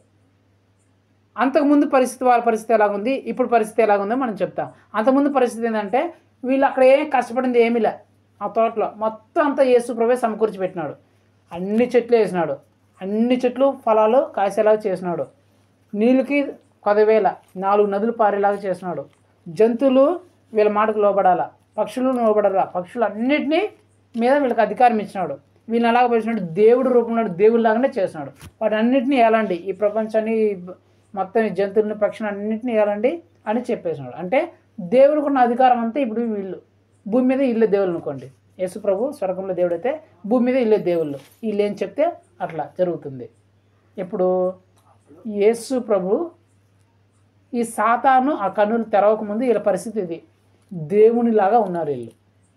ఏ తినడానికి కానీ కష్టపడాల్సిన పని లేదు, అన్నీ వీళ్ళకు A to Z అక్కడ ఉన్నాయి, వీళ్ళు ఏం కష్టపడాల్సిన పని లేదు, హాయిగా తింటా హాయిగా ఉండొచ్చు అక్కడ. ఎప్పుడైతే సాతాను వచ్చి వీళ్ళ కన్నులు తెరిచిందో, నేను మొత్తం చెప్పాలనుకోవట్లేదు, సాతాను కళ్ళు తెరిస్తే ఏమవుతుంది అనేది మాత్రం చెప్పాలనుకున్నాను. ఎప్పుడైతే సాతాను వీళ్ళ కన్నులు తెరిచిందో అప్పుడు ఏం జరిగిందంటే, చూడండి మొట్టమొదటిగా ఏం జరిగిందంటే 7, అప్పుడు వారిద్దరి కన్నులు తెరవబడును, వారు తమ దిగంబరులమని తెలుసుకొని అంజురపు ఆకులు కొట్టి తమకు కచ్చడంలుగా చేసుకునేరి. 10, అందుకతడు నేను తోటలో నీ స్వరం వినినప్పుడు దిగంబరునిగా ఉంటిని గనుక భయపడి దాగుకొంటిన నేను. ఎప్పుడైతే సాతాను వీళ్ళ కన్నులు తెరిచాడో మొట్టమొదటిగా జరిగింది ఏంటంటే, వీళ్ళు దిగంబరులని తెలుసుకొని చెట్ల మధ్యకు పోయి దాక్కున్నారంట. దిగంబరులు అంటే బట్టలు లేని వాళ్ళు, వాళ్ళ ఒంటి మీద ఒక బట్ట కూడా లేదు అప్పటి వరకు. ఎందుకు, మహిమతో ఉన్నారు వాళ్ళు, బ్రైట్గా వెలిగిపోతున్నారు, సూర్యుడు కాంతి కంటే తేజస్తో వెలిగిపోతున్నారు. వారి శరీర భాగంలో ఏం కనిపించవు, ఏ శరీర అవయాలు ఉన్నాయి, బయట ఉండే అవయాలు ఏం కనిపించవు. ఇప్పుడు ఆ లైట్ ఉంది, ఆ లైట్ ఆఫ్ చేసినాం అనుకో, మామూలు మనం ఫిల్మెంట్ లైట్ ఉంటుంది కదా, ఫిల్మెంట్ లైట్లో లైట్ ఆఫ్ చేస్తే ఫిల్మెంట్ కనిపిస్తుంది కదా మనకు, లైట్ వెలుగుతుంది కాబట్టి ఆ లైట్లో ఏముండదో మనకు తెలియదు కదా, ఆ లైట్ ఆఫ్ చేస్తేనే ఆ లైట్లో ఏముండదో మనకు తెలుస్తుంది. ఈ సాతాను ఇలా కన్నులు తెరవకముందు వాళ్ళ పరిస్థితి అంటే అట్లా లైట్ లాగా వెలుగుతూ ఉన్నారు, వాళ్ళకి బట్టలు ఏవైనా సంగతి కానీ వాళ్ళకి తెలియదు, వాళ్ళ శరీర భాగాలు ఒకరికొకరు కల్పించేవి కాదు.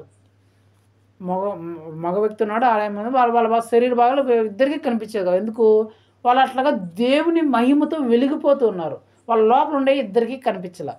కానీ ఎప్పుడైతే ఈ సాతాను కన్నులు తెరిపించాడో లైట్ ఆరిపోయింది, ఆ వెలిగిపోయింది.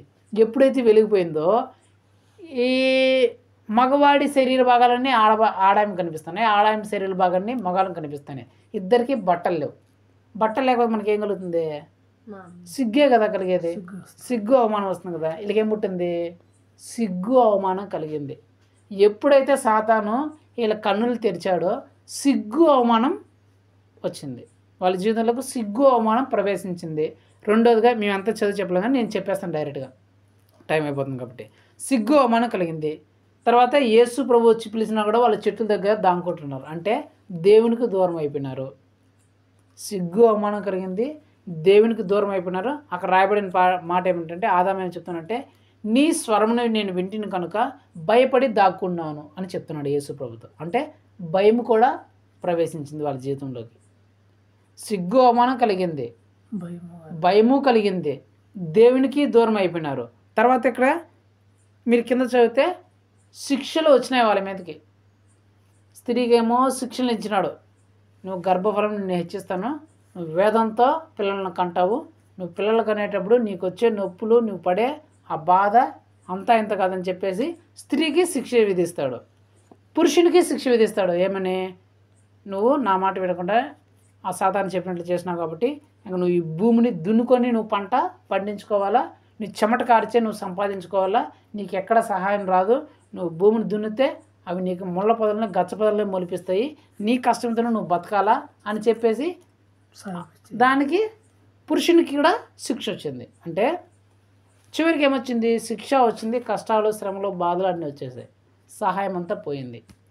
యేసు ప్రభుని నమ్ముకోకముందు వాళ్ళకు సిగ్గు అవమానం పరిస్థితులు, అంటే ఆ సాతాను కళ్ళు తెరవకముందు వీళ్ళ కళ్ళు తెరవకముందు వీళ్ళకి సిగ్గు అవమానం అలాంటివి ఏం లేదు.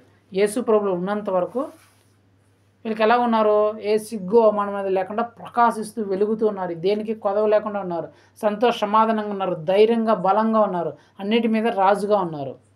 ఎప్పుడైతే సాతాను కళ్ళు తెరిపించాడో అప్పుడు ఏమైంది, సిగ్గు అవమానం వచ్చేసింది వాళ్ళ జీవితంలోకి. వాళ్ళ జీవితంలోకి భయం వచ్చేసింది, దేవునికి దూరం అయిపోయినారు, కష్టాలు శ్రమలు ప్రారంభమైపోయినాయి, వాళ్ళకి సహాయం చేసి దిక్కే లేదు. ఇప్పుడు వాళ్ళంతకు వాళ్ళు కష్టపడి సంపాదించుకోవాలి పరిస్థితి వచ్చింది. వాళ్ళెందుకు వాళ్ళు పడదాం అనుకున్నా ఆడ ముళ్ళు చెట్లు ముళ్ళ పొదలే గచ్చ పొదలే ములుస్తుండే. ఇలా పరిస్థితి దారుణంగా అయిపోయింది. అర్థమైందా? రెండు సంభవాలు నేను చెప్పినాను. ఏంటంటే యేసు ప్రభు కన్నులు తెరిస్తే ఎలా ఉంటుంది అంటే, యేసు ప్రభు కన్నులు తెరకముందు వాళ్ళు ఎక్కడ ఉన్నట్లు, సైతాన్లో ఉన్నట్లు. ఎక్కడ ఉన్నట్లు, సాతాన్లో ఉన్నట్లు. యేసు ప్రభు కన్నులు తెరిస్తే ఆ సాతాన్లో నుంచి దేవునిలోనికి వచ్చినట్లు. యేసు ప్రభు కన్నులు తెరవకముందు సాతాన్లో ఉన్నప్పుడు వాళ్ళు ఏది నిజమో ఏది అబద్ధమో తెలియని పరిస్థితుల్లో వాళ్ళు బ్రతుకుతూ వాళ్ళకి ఇష్టం వచ్చినట్లు బ్రతికే వాళ్ళు. కానీ ఎప్పుడైతే యేసు ప్రభు కన్నులు తెరిచాడో, అంటే ఆ సాతాన్లో నుంచి దేవునిలోకి నడిపించాడో, అప్పుడు వాళ్ళు గొప్ప వ్యక్తులుగా మారిపోయినట్లుగా మనం చూస్తున్నాం. నిజం ఏదో తెలుసుకొని ఆ నిజం ద్వారా ప్రపంచాన్ని తలకిందలుగా మార్చేసిన గొప్ప వ్యక్తులుగా మారిపోయినట్టు మనం చూస్తున్నాం. ఇక్కడ సాతాను దగ్గరికి వస్తే, సాతాను కళ్ళు తెరవకముందు వాళ్ళు ఎవరిలో ఉన్నారు, యేసుక్రీస్తులో ఉన్నారు. వాళ్ళు యేసుక్రీస్తులో ఉన్నప్పుడు వాళ్ళకి ఏ భయం కానీ లేదు, మొత్తం ధైర్యంగా ఉన్నారు. ఏ సిగ్గు అవమానం కలిగే పరిస్థితులు వాళ్ళ జీవితంలో ప్రవేశించలేదు. వాళ్ళు కష్టపడి సంపాదించుకునే అంత పరిస్థితి వాళ్ళకి లేదు. ఏ సహాయం కోసం వాళ్ళు ఆ ఇంటికి సహాయం అడుగుకునే పరిస్థితి వాళ్ళకి లేదు. ధైర్యంగా ఉన్నారు, మహిమతో ప్రకాశిస్తున్నారు, సిగ్గు అవమానపడే పరిస్థితులు లేవు. వాళ్ళు కష్టపడకపోయినా అన్నీ సమృద్ధిగా ఉన్నాయి. అన్నిటి మీద వీళ్ళు రాజులుగా అధికారులుగా పరిపాలిస్తున్నారు ఇప్పుడు యేసు ప్రభులో ఉన్నప్పుడు.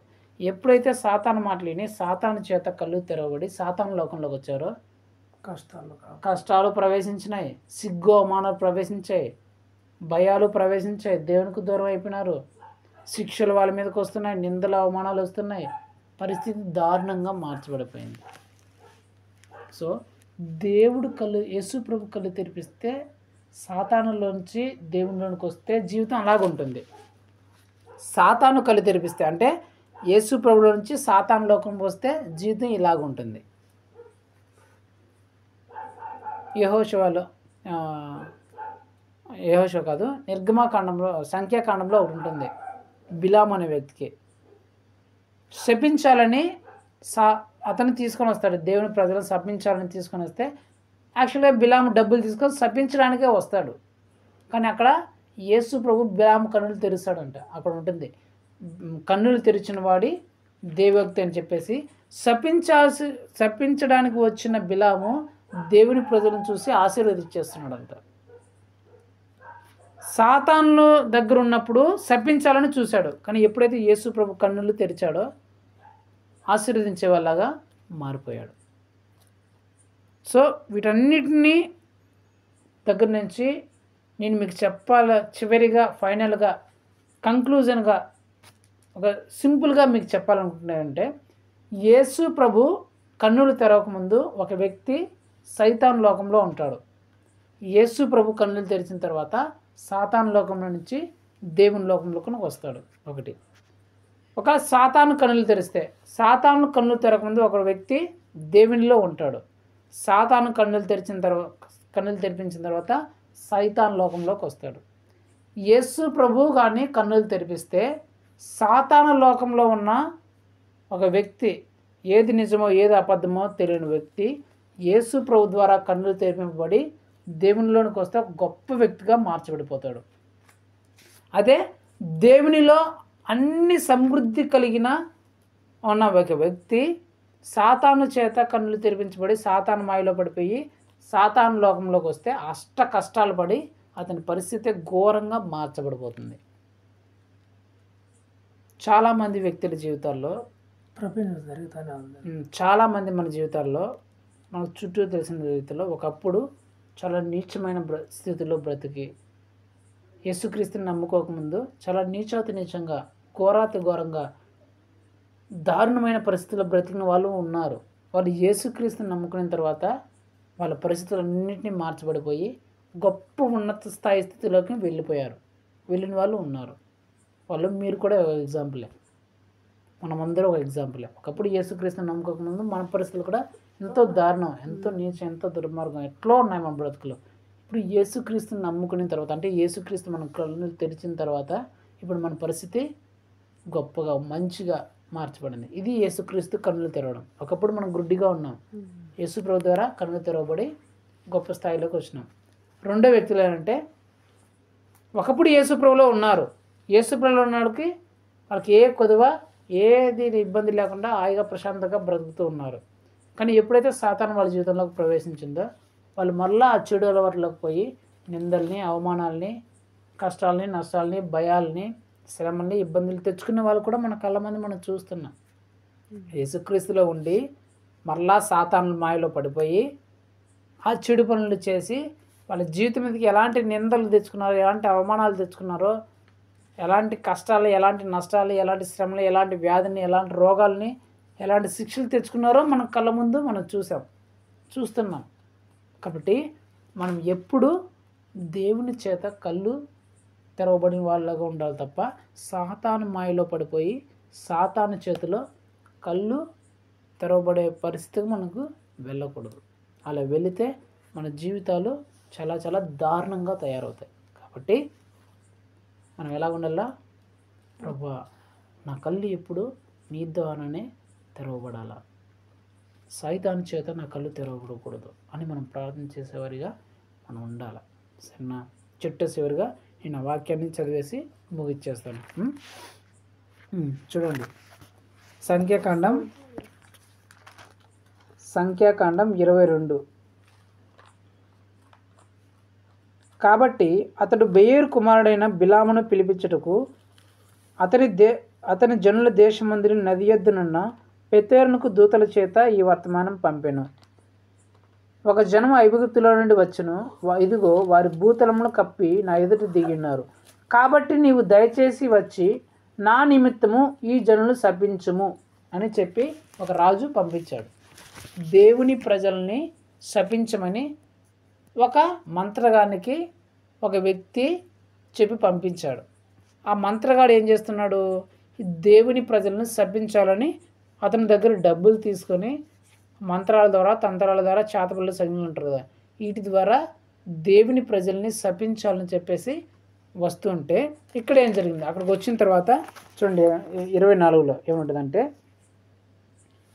చూచినప్పుడు బిలాము కన్నులెత్తి ఇజ్రాయేలీయులు తమ తమ గోత్రములు చెప్పిన దిగినట చూచినప్పుడు దేవుని ఆత్మ అతని మీదకు వచ్చును గనుక 16లో 24:16 ఏమని చెప్తున్నా దేవవాక్కులు వినని వాని వార్త, మహోన్నతుని విద్య నెరిగిన వాని వార్త అతడు పరవశుడై కన్నులు తెరిచిన వాడై సర్వశక్తిని దర్శనమును పొందెను. ఇప్పుడు ఏం చెప్తానంటే బిలాము, నేను ఇప్పుడు పరవశుడై దేవుని చేత కన్నులు తెరవబడి ఇప్పుడు ప్రకటిస్తున్నాను.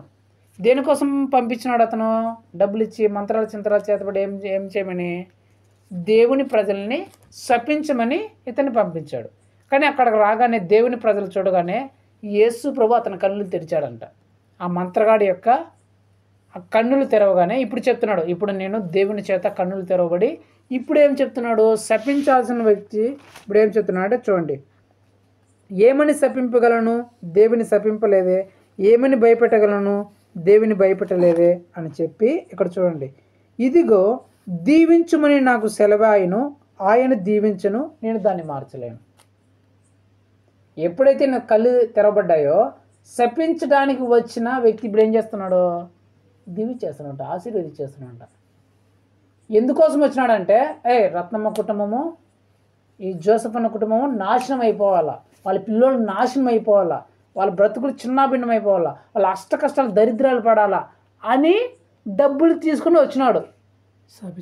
శపించేదానికి వచ్చినాడు, శాపించేదానికి. వేరే వాళ్ళ దగ్గర మంత్రాలు చంద్రబాణాలు చేసి రత్నమ్మ కుటుంబాన్ని, జోసెఫ్ అన్న గారి కుటుంబాన్ని, ప్రవీణ్ కుటుంబం కానీ నాశనం అయిపోవాలా, వాళ్ళ కుటుంబం దరిద్రంలోకి వెళ్ళిపోవాలా, నీచం అయిపోవాలా అని చెప్పేసి శపించడానికి డబ్బులు తీసుకొని వచ్చినాడు. ఎప్పుడైతే వీడికి వచ్చాడో దేవుని ప్రజలు చూడగానే యేసు ప్రభు ఆత్మ అతని మీదకి వచ్చింది, ఆ మంత్రగాడి మీదకి వచ్చి కన్నులు తెరిచాడంట. ఎప్పుడైతే కన్నులు తెరిచాడో ఇప్పుడు ఏం చెప్పాలా? రత్నమ్మ ఇప్పుడు ఏమనుకుంటున్నాడంటే రత్నమ్మ కుటుంబము, జోసెఫ్ అన్న కుటుంబం, ప్రవీణ్ గారి కుటుంబం నీచంలోకి వెళ్ళిపోవాలా అని చెప్పబోయేటప్పుడు రత్నమ్మ కుటుంబం, జోసెఫ్ అన్న గారి కుటుంబం, ప్రవీణ్ కుటుంబం గొప్పగా ఆశీర్వదించబడిపోవాలా అంటున్నాడంట. ఇంతకే అతని నోటి నుంచి వచ్చేసిందంట.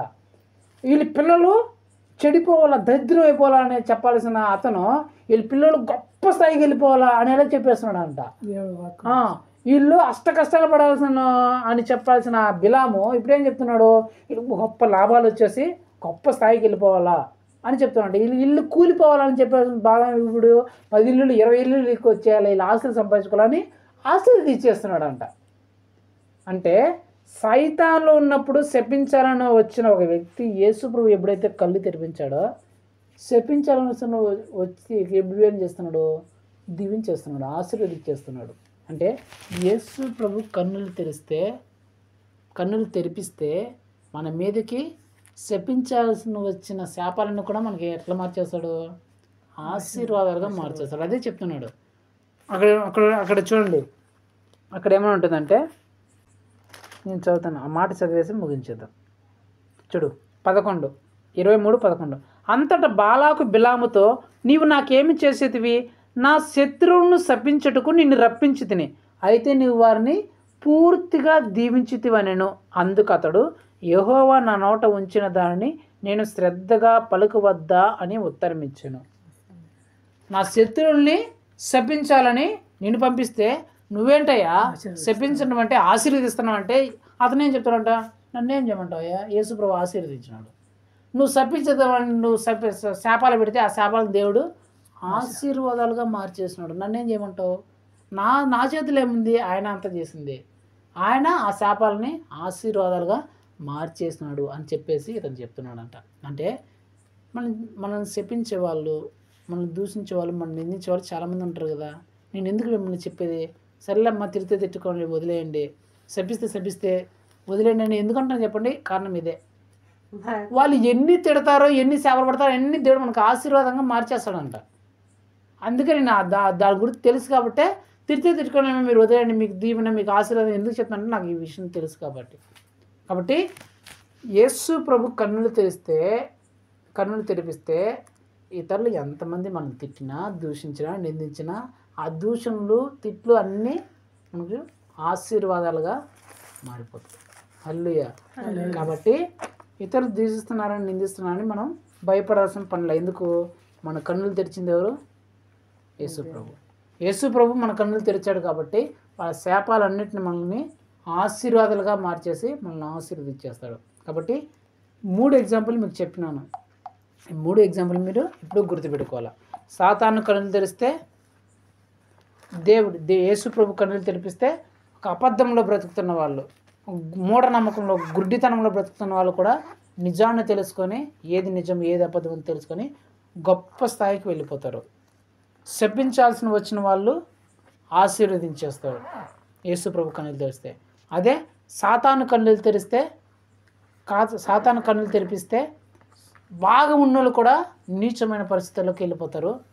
ఆశీర్వదించడానికి వచ్చిన వాళ్ళు కూడా శపించేలాగా మారిపోతారు. కాబట్టి మనం కూడా ప్రభువా నా కన్నులు నీవే తెరవాలి తప్ప సాతాను చేత నా కన్నులు తెరవబడుకునే ఉద్దేశంతో మనం ప్రార్థన చేసుకుందాం. సరేనా? కళ్ళు మూసుకొని ప్రార్థన చేసుకుందాం.